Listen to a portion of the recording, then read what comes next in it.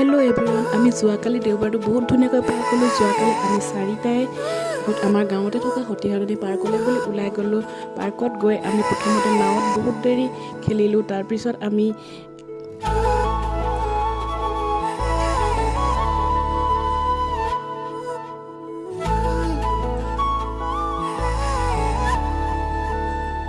নাৱত উঠাৰ পিছত বুবু আৰু মাজনীয়ে বহুত এনজয় কৰিলে, বহুত ফূৰ্তি কৰিলে, বহুত খেলিলে।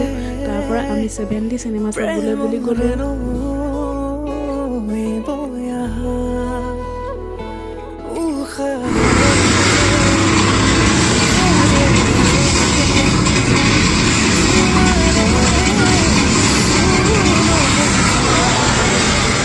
তাৰ পৰা আমি অকণমান চাওমিন খালোঁ। তাৰপিছত সিহঁতৰ আকৌ অকণমান নাৱত উঠিবলৈ মন গ'ল।